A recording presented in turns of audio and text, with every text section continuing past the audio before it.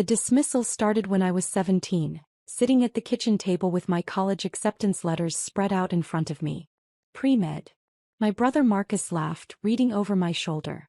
He was 21 then, finishing his business degree at State. That's ambitious for someone who barely passed high school chemistry. I got a B+, I said quietly. Exactly. He grabbed an apple from the counter. Medical school is for people who get straight A's without trying. People with natural talent. Not people who have to study all weekend just to get by. Dad looked up from his newspaper. Marcus has a point, Sarah. Medical school is extremely competitive. Have you considered nursing instead? It's a respectable career and more realistic. Mom nodded from the stove. Your Aunt Linda is a nurse. He loves it. Very stable, good hours, and you'd still be helping people. I want to be a surgeon, I said. The kitchen went silent except for the sound of Mom's wooden spoon scraping the pot. Marcus broke the silence with another laugh. A surgeon? Sarah, do you have any idea how many years that takes? How much it cost? How competitive it is? I have a full scholarship too. A scholarship to State, he interrupted. Not Johns Hopkins. Not Harvard. State. Marcus went to State, I pointed out. For business. That's different. Medical school at State isn't exactly prestigious. I folded my acceptance letters and left the kitchen. That conversation set the pattern for the next 8 years. When I got accepted to medical school, Marcus was building his real estate investment company. 4 more years of school, he said at Sunday dinner. I'll be making 6 figures while you're still drowning in student debt. When I started my surgical residency, he just bought his 3rd rental property. Still in training at 26? Most people have real careers by now. Mom and Dad never contradicted him. They'd smile apologetically at me, then change the subject. Marcus just closed another big deal, Mom would say. 3 commercial properties downtown. That's wonderful, I'd respond, cutting my food into smaller pieces. And how's the residency going? Dad would ask, the word residency sounding uncertain in his mouth, like he still wasn't entirely sure what it meant. It's good. Challenging. Still thinking about that surgery thing? Marcus would lean back in his chair. Or have you realized that's a bit out of your league? I'd learned not to respond. The worst part wasn't Marcus's mockery. It was the way my parents enabled it, their silence serving as agreement. They'd never say I wasn't good enough outright, but they'd never defend me either. My phone buzzed constantly during those years. Medical journals, research updates, surgical schedules. But at family dinners I kept it face down and silent. They thought I was a struggling resident, barely keeping up. They had no idea. By 29, Marcus's real estate company was thriving. He'd bought a house in the suburbs, married his college girlfriend, had a baby on the way. I lived in a modest apartment near the hospital, drove a 10-year-old Honda, wore scrubs most days. The contrast wasn't lost on anyone. Sarah, honey, Mom said one Sunday, Marcus mentioned his company is looking for administrative staff. Office work, good benefits. Maybe it's time to consider.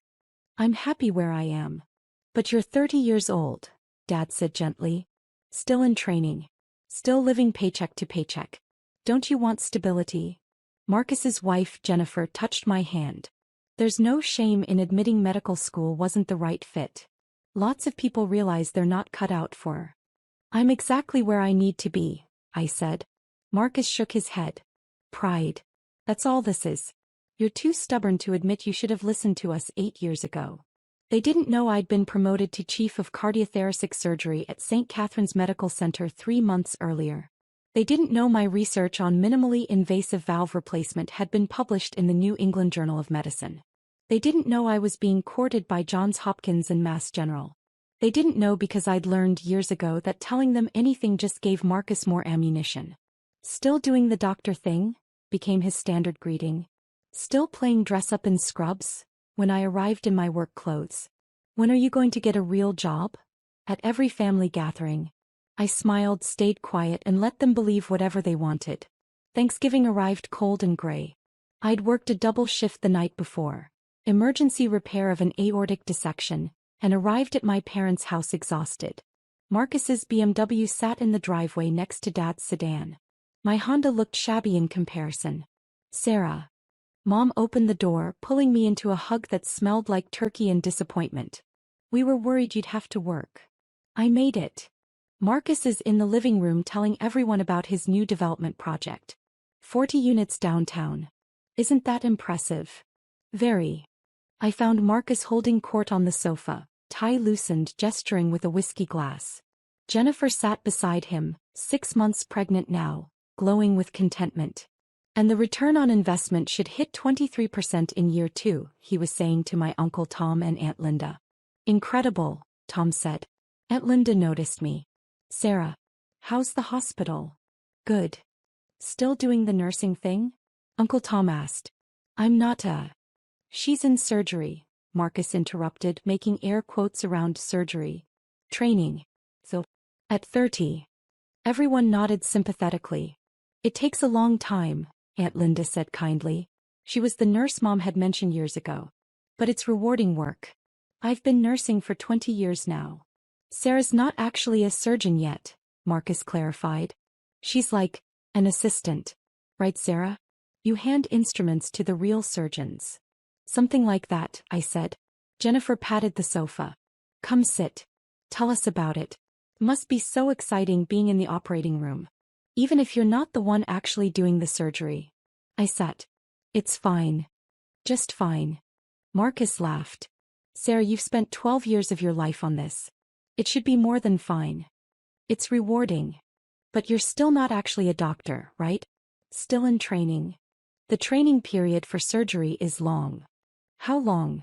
Dad asked, joining us from the kitchen. It depends on the specialty. She won't give a straight answer, Marcus told Dad, because she knows it sounds ridiculous. What are you, 30 now? Still a student. I'm not a student. Resident, student, whatever. Still learning. Still supervised. Still not trusted to do anything important on your own. Jennifer squeezed his arm. Marcus, don't be mean. I'm not being mean. I'm being honest. Sarah needs to hear this. She's wasted her 20s chasing something that's clearly not working out. He turned to me. How much debt are you in? 200,000? 3. I have scholarships. Scholarships don't cover everything. And what's your salary as a resident? 50,000? 60? I made that in a month last year. Aunt Linda tried to redirect. Different careers have different. Real doctors need talent, Marcus continued. Natural ability. You've always had to work twice as hard as everyone else just to keep up. Remember high school? Remember college? You were never the naturally gifted one, Sarah. Mom appeared in the doorway. Dinner's almost ready. I'm just trying to help, Marcus said. Someone needs to tell her the truth. Nursing would suit her better. It's still medicine, still helping people, but more appropriate to her abilities. I stood. I'll help set the table. Running away from honest feedback, Marcus called after me. That's always been your problem. In the kitchen, Mom handed me plates. He means well. He just worries about you. Does he? You have been in school a very long time, honey. Medical training takes time. I know, but... She lowered her voice. Don't you ever wonder if maybe he's right? If maybe you're forcing something that isn't meant to be? I set the plates down carefully. No. Because there's no shame in... I know there's no shame in nursing. Aunt Linda is a wonderful nurse. But that's not what I am. What are you then? I'm exactly what I set out to be. She looked confused but didn't push further. Dinner was the usual performance. Marcus talked about his business expansion plans. Jennifer glowed and talked about baby names. Dad discussed his golf game. Mom praised Marcus's success and worried aloud about my future. Sarah should meet someone, Aunt Linda suggested. Maybe through the hospital. Doctors must meet lots of people. She's not technically a doctor yet, Marcus corrected. I am technically a doctor, I said quietly. You know what I mean. Not a real doctor. Not independent. I have an MD. And 12 years later you're still being supervised like a medical student. That's not the same as being a real attending physician. I cut my turkey into precise pieces. How much longer? Dad asked. Until you're finished? I'm done with residency. Oh. Mom brightened. So you'll finally be a real doctor now? I've been a real doctor for 7 years. Marcus laughed. Technically. On paper. But you're not trusted to work independently yet, right? Still supervised. I'm the chief of. My phone buzzed. Then again. Then continuously. I glanced down. St. Catherine's emergency room. Multiple calls. Work emergency, I said standing. See. Marcus gestured with his fork. This is your life. Called away from Thanksgiving because someone actually important needs you to assist with something. I stepped into the hallway answering the phone. Dr. Williams, we have a situation. It was Dr. Patel, the ER attending. His voice was tight. 41-year-old male, acute MI, unstable. Needs emergency cap. Dr. Chin is in surgery, Dr. Rodriguez is unreachable, and Dr. Morrison is out of town for the holiday. My mind immediately shifted gears. Vitals. BP 90/60, HR 120, ST elevation in multiple leads. We've started treatment but he's deteriorating. We need you. I'm 20 minutes out. Prep or 2, call my team, get cardiology up there for support. I'll be there in 15. Already done. Dr. Williams. He paused. The patient's name is Marcus Williams. My blood went cold. What? He came in complaining of chest pain about 10 minutes ago. Wife is with him. They said he has a sister named Sarah. I hung up and walked back to the dining room. Everyone was laughing about something Marcus had said. Marcus, I said quietly. He looked up, annoyed. What? How do you feel? Fine. Why? Have you had any chest pain today? Just indigestion. Jennifer's been making me eat healthier. He patted his stomach. I'm fine. Any pain in your left arm? Shortness of breath. He frowned. My arm's been a little tingly but I probably slept on it wrong. Why are you? We need to go to the hospital. Now. What? Oh, it's Thanksgiving. I'm fine. Marcus, I think you're having a heart attack. The room went silent. Then Marcus laughed. A heart attack? I'm 41. I'm healthy. This is ridiculous. The symptoms you're describing are nothing. You're being dramatic. This is classic Sarah trying to make everything about medicine, trying to prove she knows something we don't. Marcus, please. No. He turned to Mom. This is exactly what I was talking about. She's been playing doctor for so long she actually thinks she can diagnose people at Thanksgiving dinner. Jennifer touched his arm. Honey, your arm has been hurting. It's nothing. Sarah's just trying to feel important. My phone rang again. I answered it. Dr. Williams, where are you? Dr. Patel's voice was urgent. Wait. There's confusion here. We have Marcus Williams in the ear, but his wife says his sister Sarah is at Thanksgiving dinner with him. You have a different Marcus Williams. The patient's wallet says his address matches the emergency contact information, which lists a Sarah Williams as his sister at this address. I closed my eyes. I'm coming. I hung up and looked at Marcus. His face had gone slightly gray. Marcus, there's a man in the emergency room at St. Catherine's Medical Center. He has your name, your address, and apparently your ID. They've been calling me because I'm listed as his emergency contact. The color drained further from his face. That's impossible. My wallet's right. He patted his pockets. His eyes widened.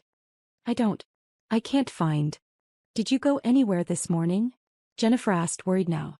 Just to the gym. Early. Before the gym traffic. I came straight home and then we came here. His breathing was getting faster. I'm sure I had it when I left the gym. Maybe I dropped it in the parking lot. Marcus, I said steadily. I need you to listen carefully. Either there's someone using your identity in the ER right now, or you're about to need emergency medical attention. Either way, we need to go. This is insane. I feel fine. It's just, he gasped suddenly, hand going to his chest. It's just indigestion. But his face was sweating now and his lips had a faint blue tinge. Marcus. Jennifer stood frightened. We should go. I'm not going to the hospital on Thanksgiving because Sarah wants to play doctor, he insisted, but his voice was weak. Dad, I said, get your keys. Now wait a minute, Dad started. Now. Something in my voice made him move. Marcus tried to stand and stumbled. I caught him. Okay, he breathed. Okay, maybe I don't feel great. We got him to Dad's car. I sat in back with Marcus, monitoring his pulse, watching his breathing. Mom called Jennifer's car to follow us. "This is embarrassing," Marcus muttered. "It's going to be nothing. Acid reflux or something." "Probably," I agreed, counting his heartbeats. "Too fast. Too irregular. You're going to look ridiculous when they send me home." "I hope so." We pulled up to the ER entrance at St. Catherine's.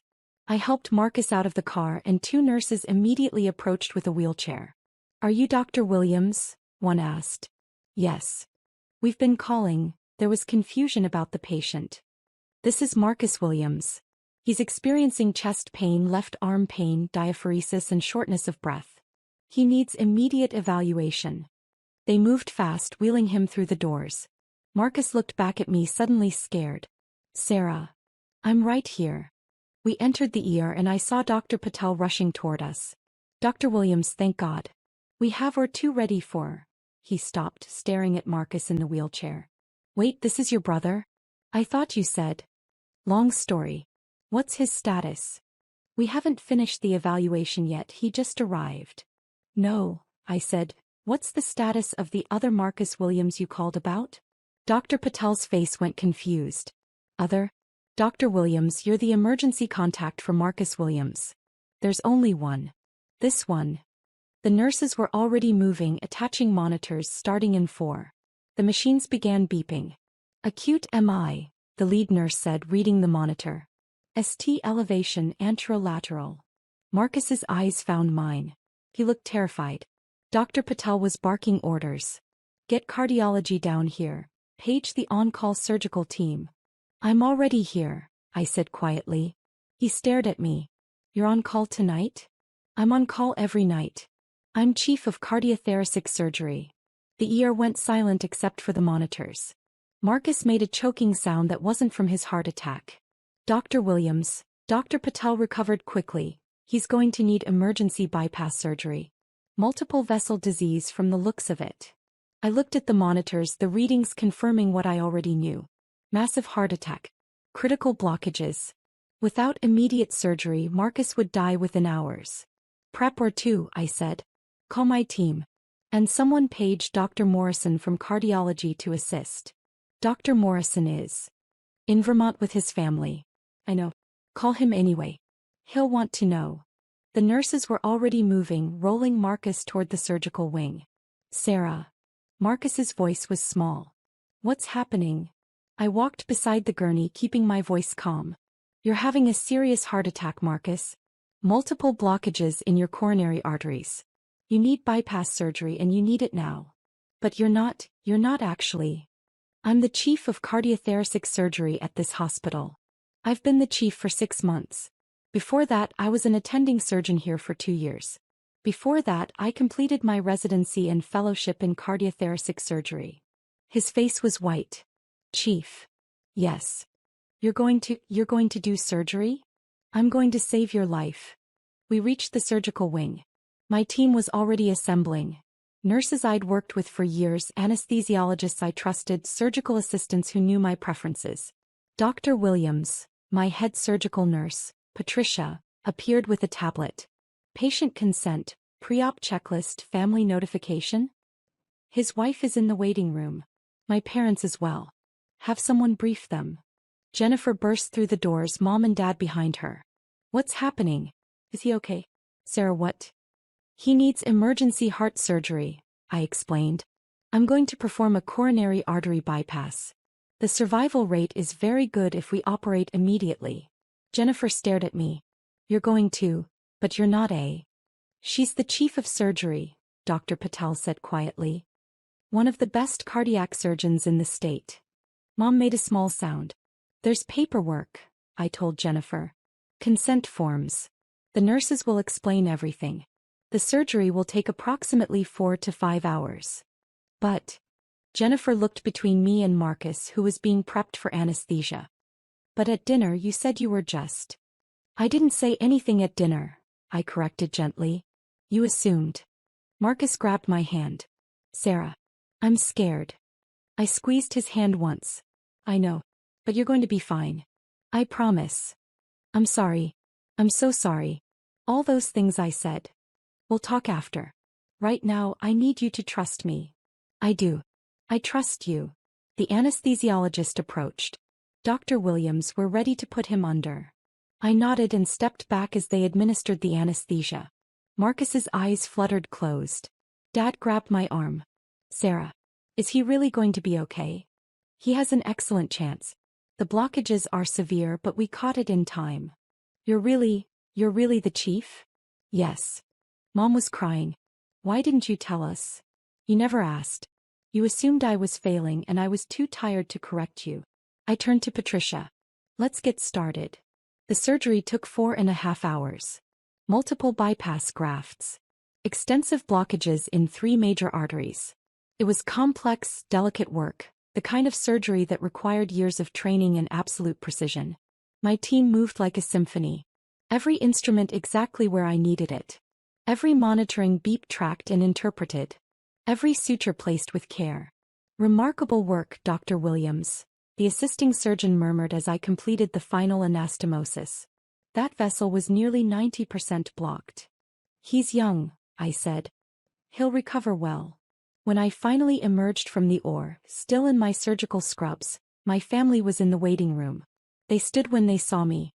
He's stable, I said. Surgery went perfectly.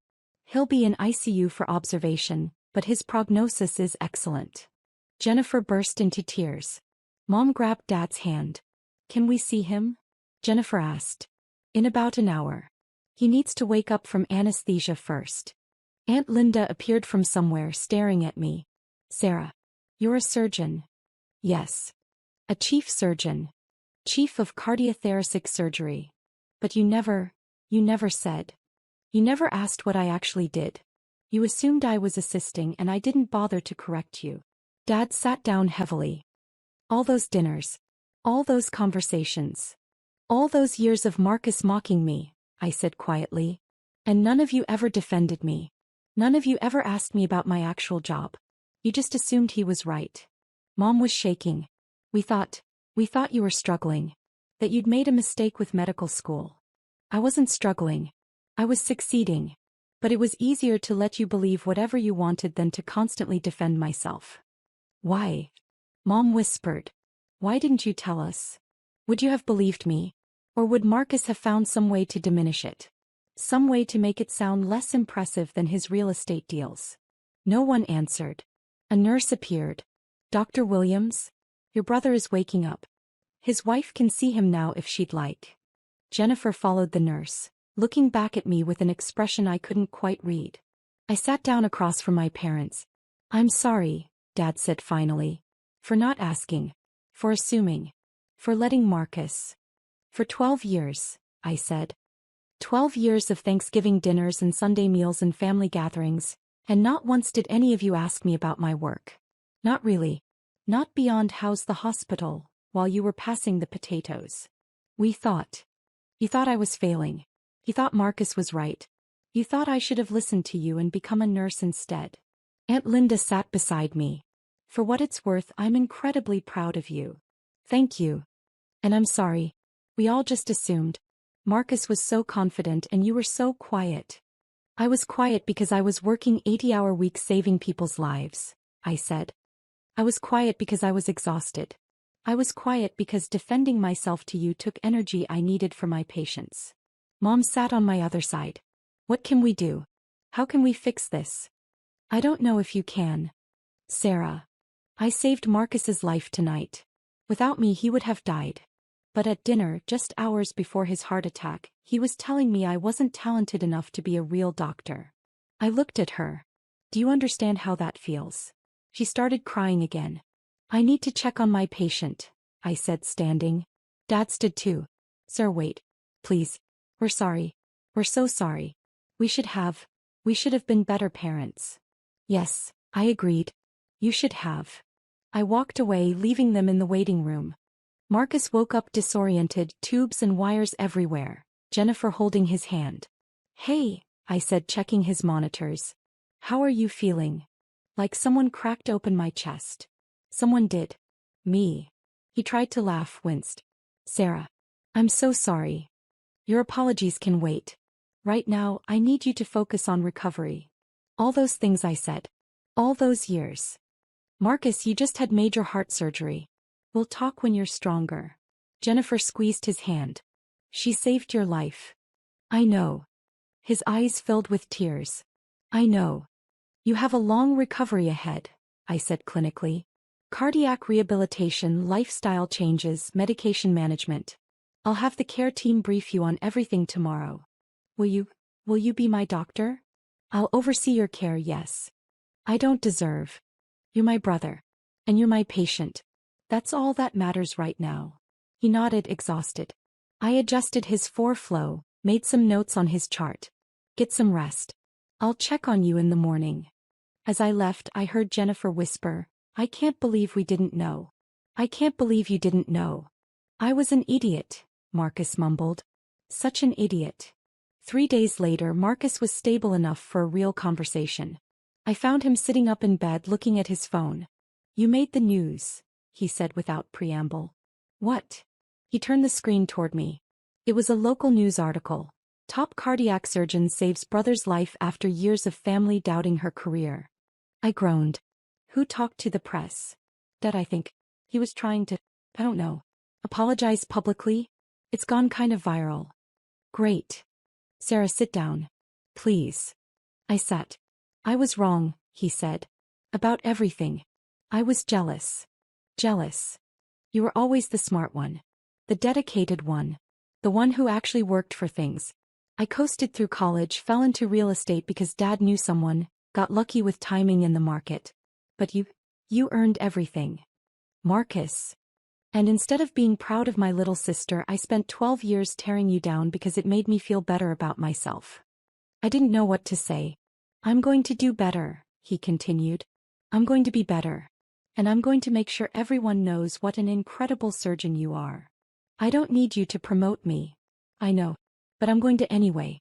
I'm going to spend the rest of my life making up for being the worst brother in the world. You weren't the worst. Sarah, I told you that you weren't talented enough to be a doctor. Then you performed emergency open heart surgery and saved my life. I was objectively, measurably the worst. Despite everything, I smiled. Mom and Dad want to talk to you, he said. They've been in the waiting room every day. They're terrified you won't forgive them. I don't know if I can yet. I understand. I don't know if I can forgive myself. I stood, checking his monitors one more time. Your recovery is progressing well. You should be able to go home in another few days. Will you still come to Sunday dinners? After I'm recovered? I don't know. I understand that too. I moved toward the door. Sarah. I turned back. Thank you, he said quietly, for saving my life. Even after everything I said. Thank you. You're my brother, I said. That doesn't change no matter what you said at Thanksgiving. 2 weeks later, I received an email from Marcus. Subject: I'm sorry. Sir, I know I've apologized in person, but I wanted to write this down. Put it in words I can't take back. I spent 12 years convinced that my success validated me and your failure validated that I was the superior sibling. I built my entire self-worth on the idea that I was more successful, more talented, more valuable than you. When I woke up from surgery and realized you were chief of cardiothoracic surgery, not just a surgeon but the chief, I had to confront the fact that everything I believed was wrong. You weren't failing. You were succeeding at a level I can't even comprehend. You were saving lives while I was buying rental properties. You were becoming one of the top cardiac surgeons in the state while I was bragging about my profit margins. And the worst part? You never needed to prove anything to me. You never needed my validation. You were doing work that actually matters, work that saves lives, and my opinion of you is completely irrelevant to that. I'm in cardiac rehab now. Learning about heart health, lifestyle changes, stress management. The other patients talk about their surgeons with such reverence and gratitude. Last week, someone mentioned they had surgery at St. Catherine's with Dr. Williams, and they went on for 10 minutes about how skilled and compassionate you were. That's when it really hit me. You have patients who are alive because of you. Families who still have their loved ones because of your skill and dedication. You have colleagues who respect you and a hospital that trusts you with its most critical cases. And I have rental properties. I'm not saying real estate isn't valuable. But I am saying that I've been comparing apples to oranges and declaring myself superior because I'm too shallow to understand the difference. Mom and Dad are going to therapy. Did you know that? They found a family therapist who specializes in repair work for damaged relationships. They want you to join when you're ready. I'm in therapy too. Individual sessions. Trying to figure out why I needed to tear you down to feel good about myself. I know I don't deserve forgiveness. I know I can't undo 12 years of cruelty with a few apologies. But I want you to know that I see you now. Really see you. And I'm in awe of what you've accomplished. You're an incredible surgeon, an amazing person, and the sister I never deserved. I love you. I'm sorry. And thank you for saving my life. Marcus. I read the email 3 times. Then I called him. Hello. He sounded surprised. Sunday dinner, I said. Next week. But there are conditions. Anything. No one discusses my career unless I bring it up first. No one compares my success to yours. No one diminishes what I do or makes jokes about medical school. And if anyone, dismisses nursing or suggests it's inferior to being a doctor, I'm leaving. Agreed. Absolutely agreed. I'm serious, Marcus. I know. And I agree. 100%. Okay. Okay. I'll see you Sunday. He was quiet for a moment. Sarah? Thank you. For giving me another chance. You're my brother, I said. That doesn't change. Sunday dinner was awkward. Everyone was too polite, too careful. Mom kept looking at me like I might disappear. Dad kept trying to ask about work, then stopping himself. Marcus said almost nothing, just smiled weakly whenever our eyes met. But Jennifer broke the tension. Sarah, can I ask about the surgery? I've been reading about bypass procedures and I don't understand how you reattach the blood vessels. Do you sew them? Is it like regular sewing? I explained microsurgery techniques. Then Dad asked about surgical training. Then Aunt Linda asked about the difference between cardiothoracic surgery and general surgery. Real questions. Genuine interest. Marcus listened quietly, his hand over his chest, over the scar where I'd cracked open his ribs and stitched his broken heart back together. I'm proud of you, Mom said suddenly. I should have said that 12 years ago. I should have said it every single day. I'm proud of you. Thank you, I said quietly. We're all proud, Dad added. We failed to show it. We failed you. Yes, I agreed. You did. Can we do better? Mom asked. Is it too late? I looked around the table. At my family, flawed and human and trying. It's not too late, I said. But it's going to take time. We have time, Marcus said. Thanks to you, I have lots of time. Jennifer laughed, then we were all laughing, the tension breaking like a fever. It wasn't perfect. It wasn't fixed. But it was a start. 6 months later, I was in surgery when my pager went off. Emergency case incoming. I finished closing up my current patient, scrubbed out, and headed to the ER. What do we have? I asked Dr. Patel. 53-year-old male, acute MI, just like your brother. Family brought him in immediately because they recognized the symptoms. Good. That makes a difference. Dr. Williams? A woman in the waiting room stood up. Are you Dr. Sarah Williams? Yes. My husband is having a heart attack. Marcus Williams referred us to you. He said if anyone could save him, you could. I looked at her worried face, her terrified eyes. Your husband is in good hands, I said. Let me see what we're working with. As I walked toward the bay, my phone buzzed. A text from Marcus. Patient referral coming your way. Family friend. Take good care of him. And Sarah? Thank you. For everything. I smiled and put my phone away. Then I went to do what I do best. I saved a life.